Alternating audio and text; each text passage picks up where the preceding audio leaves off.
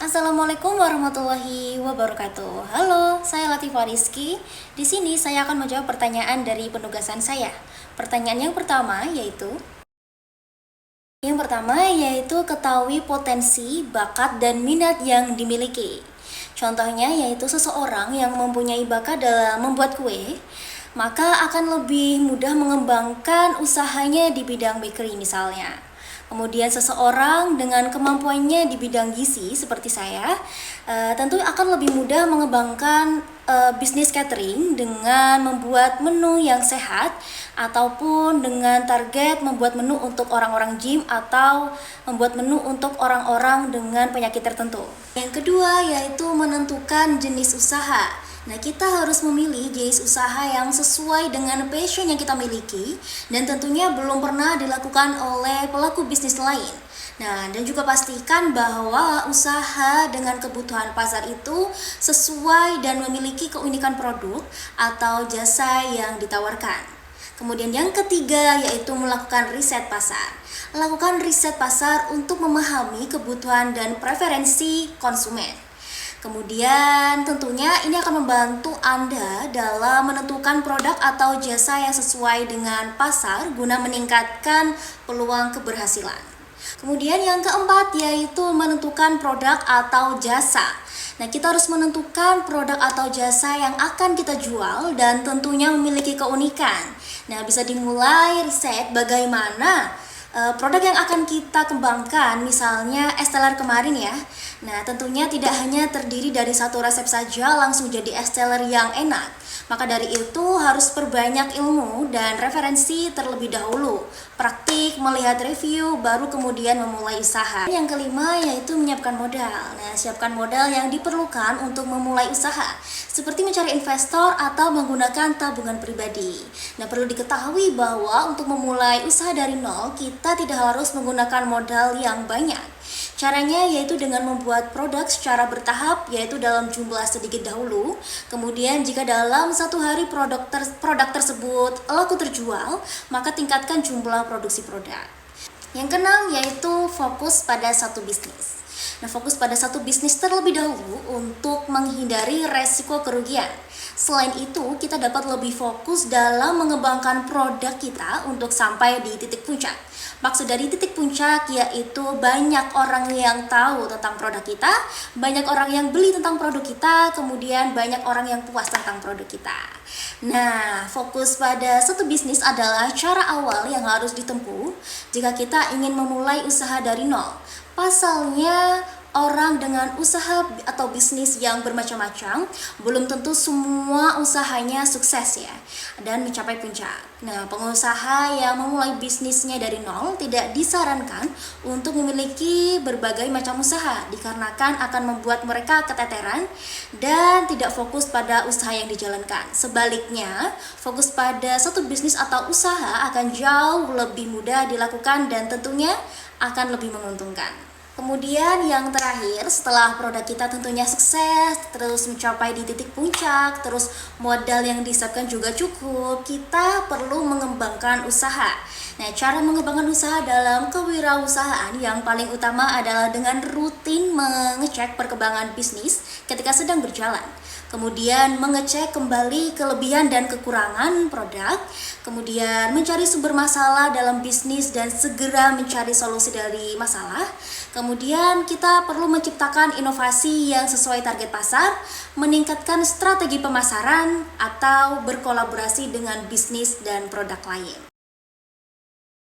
Nah, franchise adalah suatu model bisnis di mana pemilik bisnis atau yang disebut dengan franchisor memberikan hak kepada pihak lain atau yang disebut dengan franchisee untuk menggunakan merek dagang, sistem operasi, dan kekayaan intelektualnya dalam rangka memasarkan barang atau jasa yang telah berhasil dan dapat dimanfaatkan oleh pihak lain berdasarkan perjanjian waralaba. Nah, dalam bisnis franchise, franchisor memberikan hak kepada franchisee untuk memanfaatkan atau menggunakan waralaba yang dimilikinya dengan membayar sejumlah uang yang disebut dengan franchise fee. Kemudian franchisee kemudian mendapatkan hak yang diharuskan menerapkan standar atau pedoman yang sama seperti franchise, sehingga memudahkan manajemen dalam pengelolaan bisnis.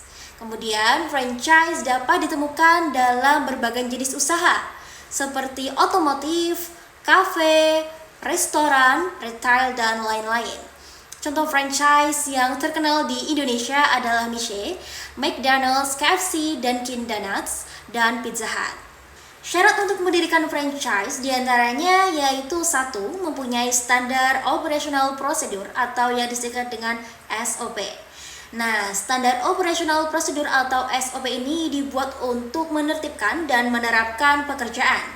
Bentuk SOP ini biasanya berupa dokumen tertulis yang biasanya berisi prosedur yang harus dilaksanakan supaya bisa mendapatkan hasil kerja secara efektif dan efisien. Kemudian yang kedua yaitu merek telah memiliki hak kekayaan intelektual terdaftar.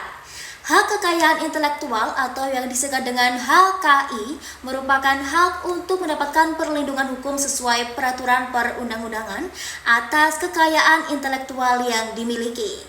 Nah, untuk memperoleh HKI, Anda harus mendaftarkan merek ke Direktorat Jenderal Hak Kekayaan Intelektual. Keuntungan merek yang terdapat HKI, yakni mencegah dari pelanggaran hak atas karya orang lain dan tentunya meningkatkan kompetisi. Kemudian, memiliki ciri khas yang menarik. Nah, ciri khas bisnis waralaba penting untuk membedakan antara milik Anda dengan pesaing. Dengan ciri khas merek bisnis tersebut biasanya lebih cepat dikenal oleh masyarakat. Nah, selain itu, karakteristik merek menentukan kualitas produk yang dihasilkan dan kelayakannya untuk dikonsumsi. Keempat, yaitu memiliki surat perjanjian waralaba. Sesuai peraturan pemerintah nomor 42 tahun 2007, setiap bisnis franchise wajib mengantongi surat tanda persyaratan waralaba atau STPW. Dokumen ini berisi prospektus waralaba, informasi franchisor, dan data franchise. Selain itu, STPW ini berfungsi sebagai akta pendirian waralaba. Nah, kemudian selanjutnya yaitu adanya dukungan yang berkelanjutan. Syarat berikutnya yang harus dipenuhi pemilik franchise adalah memberikan dukungan berkesinambungan kepada mitra. Bentuk dukungan tersebut bisa berupa pelatihan dan penyediaan fasilitas untuk mitra. Contoh fasilitas yang diberikan misalnya peralatan produksi, bahan baku, outlet, dan seragam karyawan. Kemudian terbukti profitable. Nah, bisnis franchise yang akan didirikan harus terbukti memberikan keuntungan kepada pelakunya secara berkelanjutan. Artinya, bisnis tersebut minimal berjalan 5 tahun dan sudah memiliki trik-trik khusus untuk mengatasi berbagai permasalahan di usahanya. Nah, selain itu, bisnis tidak hanya terbukti bertahan, tetapi juga mampu berkembang. Yang terakhir yaitu mudah diterapkan. Syarat terakhir untuk mendirikan franchise adalah mudah dilaksanakan oleh siapapun. Dengan demikian, pelaku franchise yang memiliki pengalaman maupun belum pernah berbisnis mampu menjalankan sesuai prosedur.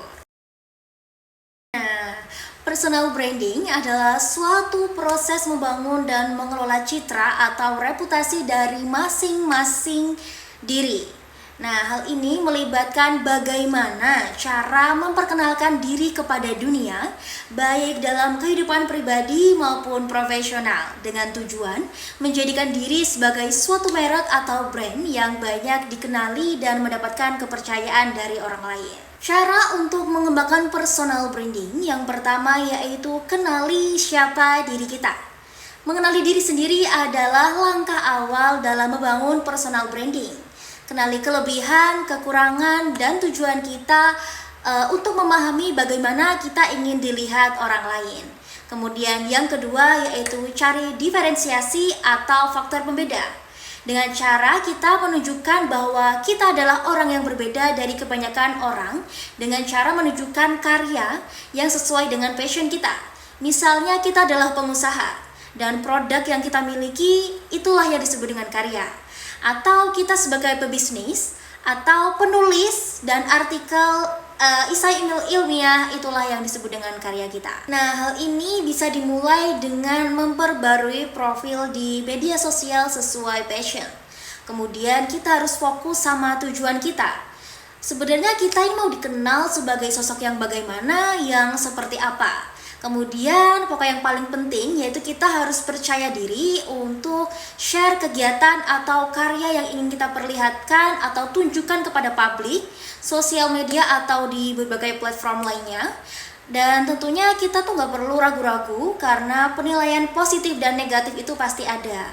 Kemudian yang paling penting, yang ketiga yaitu konsisten dan rajin untuk share konten yang positif.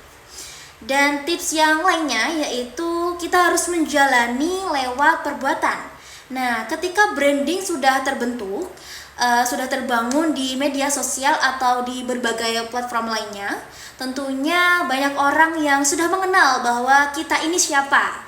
Dan tentunya maka dari itu apa yang kita up ataupun apa yang kita posting di media sosial itu juga mencerminkan kepribadian kita. Misalnya, misal branding kita itu adalah sebuah tenaga kesehatan di bidang gizi.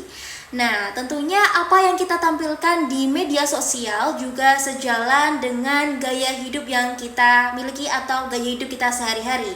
Jangan sampai apa yang kita posting itu berbeda dengan realitanya. Seperti itu. Baik, dari saya cukup sekian. Itu tadi jawaban dari pertanyaan-pertanyaan tersebut. Kurang lebihnya mohon maaf. Wassalamualaikum warahmatullahi wabarakatuh.